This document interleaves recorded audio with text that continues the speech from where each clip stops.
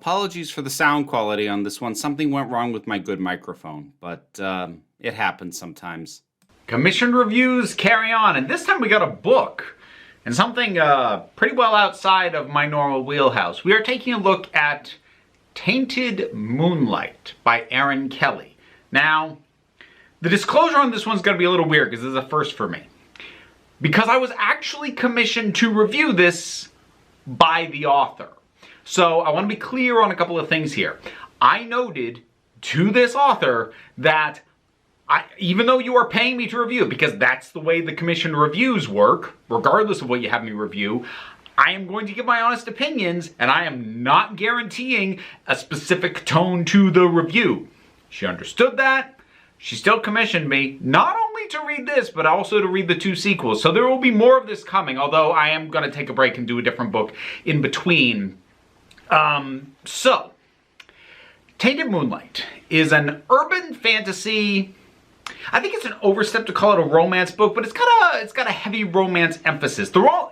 I'll put it this way. The romance is significant enough that I would not feel comfortable calling it a subplot. So my normal criticism of romantic angles in stories of, I don't understand why this is even here, doesn't really apply. While the romance is far from the only thing going on, and I would hesitate to even call it the primary reason for the story to be told, it is way too integral for me to call it a subplot.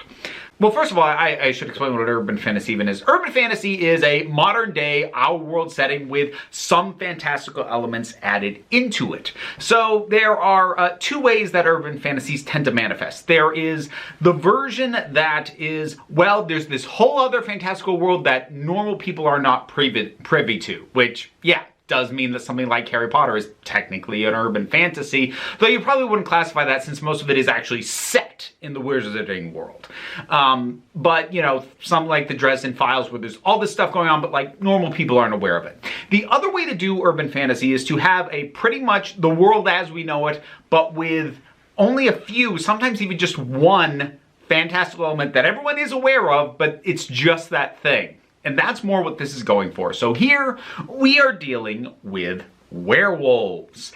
And again, I need to emphasize, while the romance is here, this is not one of those sort of werewolf erotica kind of books. Like, scrub that from your head. That's not where this is going.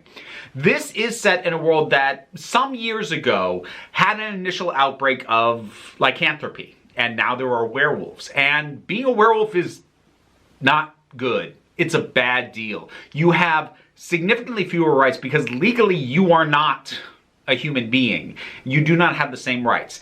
And it is much easier for people, the police especially, to just gun you down, and very easy for them to justify it. Werewolves are kept in quarantine unless they can have a sponsor who will keep an eye on them and is responsible for them, especially during the full moon when they transform and are very, very dangerous. There are some impacts on the werewolf's appearance a little bit. There's like a telltale sort of gold aspect to the eyes, and their senses do get enhanced even when they aren't transformed. So there's that sort of stuff going on, but werewolves suffer from prejudice. It's very hard to get jobs. Most of them don't get sponsors. A lot of them are still stuck in quarantine, which we don't see firsthand, but is implied to be really terrible, a really horrible place to be stuck. So that's the setting, and our main character is Corbin. Now, Corbin is naturally a werewolf, and he is just a guy he's just trying to get a job. He's just trying to live the closest thing to a normal life that he possibly can. And through some circumstances, he ends up getting a job as the bodyguard to a local wealthy woman named Sophie Bain. And that is sort of your main connection. And the other primary characters that really focus into this is Corbin's sponsor, RJ, and Alex, who is RJ's boyfriend. So the 3 of them, Corbin, Alex, RJ, they grew up together. So they've been friends for a long time. That's why RJ was willing to be his sponsor. And so I think I'm gonna try to avoid too much in the way of spoilers to the best of my ability. If I feel the need to go specific into spoilers, I will, but I'm going to try to not, because I can't imagine this is a particularly heavily read book. Yeah, at least in terms of the kinds of scale and scope of things I normally talk about, like mainstream Star Wars and, even books like, the Discworld series or things like that. So this is more niche than I usually talk about. So there are aspects of this that are very, very well done. And there's one aspect in particular that I'm actually going to put a pin in and come back to. The characters are pretty well fleshed out. Everyone is understandable. And I think that's always an important thing. Things can start coming across badly in this kind of setting if people act in a way that doesn't make sense. Or like they just seem to act stupid. And there isn't any of that here. The characters interact well. The build of the relationship between Sophie and Corbin is well done, and there's definitely some exacerbating factors on that, but it's paced pretty well. And as I said, while the romance is there, it's not the main thing going on. There's lots of other stuff going on. There's danger, there's intrigue, there's mystery. There's a heist partway in, which I'm a sucker for a heist, so I'm down for that. This is a case where, okay, so I listened to the audiobook. And generally, I don't bring up the narrators on audiobooks unless they threw something off for me. Like I talked about the book Little Big, which was read by the author who just wasn't very good. Here, the audiobook is narrated by a gentleman named Torian Brackett. And, all right, see, I'm not going to say he's bad, because I don't think he is. But I think this is a case, because if you go back and watch my review on something like, say, the Sandman audio adaptation, there were specific voice actors there who really rubbed me the wrong way. Not because they were bad, but because as a performer, as an actor, I'm hearing their interpretations of these words, and I'm like, no, that seems wrong. And this is kind of a similar thing going on. What I found with Brackett's narration is I had to kind of stop because about 3/4 of the way through, I was starting to think, do I not like some of these characters? But when I actually stopped and thought about, like, how are they being characterized? What are their lines? What are they saying? And actually thought about them separate from the narration, I realized, no, there's nothing wrong with these characters. They're fine. I don't like the way Brackett performs them. This is especially a problem with the female characters. There are not that many female characters in this. But the ones who are present, and even the ones who are incidental, like a lot of the stuff that's going on is very heightened. It's very common for characters to be in a state of agitation, stress, even panic. But the way he does heightened emotion, female voice, grated on me real quick. And again, it's not even a bad performance, but it soured me on characters when really my issue was just with the narration. So once I was able to step back from that, and again, I don't want to say he's a bad narrator. Other people might not have this issue. But this was an issue I had. And I did have to step back. And once I did, I realized, no, I don't dislike these characters, which was a relief since I've got 2 follow-ups to get through. But that was a hurdle for me, particularly the way he plays Sophie. And again, it's not that the way he plays her and her emotions doesn't make sense. It does track with the words on the page. It's just hearing him do it doesn't match with, in my mind, these moments and her and the way the emotions enter into her voice would be way toned down from what he does. And it's what he does is not an invalid interpretation, but it's not an interpretation I much cared for, particularly when it came to Sophie in specific, but honestly most of the female characters. And I'm sorry, like, I feel really bad about that. I'm in the process of editing the audiobook for my own novel. I know how much time and work goes into this. So, like, I feel really bad criticizing the narrator, but I'm sorry, it did make it hard for me, and I did have to kind of separate the narration from the book itself to be able to appreciate the book better. That said, the book, there's some odd things, especially towards the end. I think I can talk about this without really getting into spoilers. The first is, I don't know if this is true for certain, but I strongly suspect that this was written with the knowledge that there were going to be follow-ups that may have already been written or at least had been started at the time that this came out. And the reason I feel confident in saying that is because the ending happens very fast and leaves a lot of unresolved things. Like, there are characters who mattered earlier who just stop showing up and really feel like they need to get touched on again, figure out what the heck has happened to them, and that it should matter to the characters involved. It doesn't get back to. And the actual resolution, well, first of all, it involves a reveal that I called. Actually, I think at probably the earliest point it would have been possible to call. So, and I don't know, like, whenever that happens, I don't know if it's just because I lucky guess or what, but that did happen as well. But the conclusion is so fast. But the very, very, very end of the book is really beautifully written. And this is what I said I wanted to set aside for the thing that Erin Kelly does really, really well. Whenever she writes the perspectives of the wolves, of these werewolves when they are transformed, it's really good. She does such a good job of getting you into the headspace of understanding the way they think and feel, but not having it ever come across like people just molded into a wolf shape.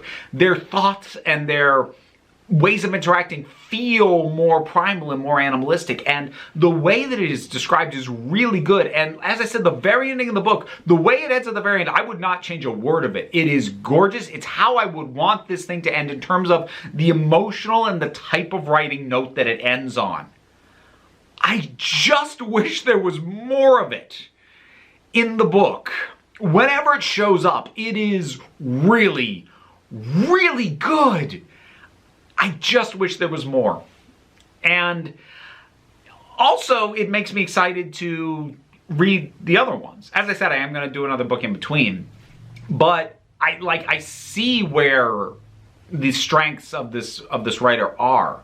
And it makes me hopeful that now that the story that takes some more rote sort of set up things, you know, to get these two people to meet each other, to do the world building. Oh, there's another like little thing. There's something that happens towards the very beginning, which feels like almost just a cold open that's just there to establish base rules about the world.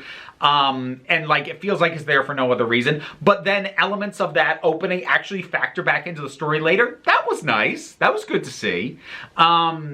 But, you know, now that the world building and the, you know, meet the characters and go, you know, have the meet cute and go through some of the more obvious beats for this story to have, I am kind of excited to see what would happen next with that stuff now out of the way. Because when this dips into the werewolf stuff in particular, it's really good.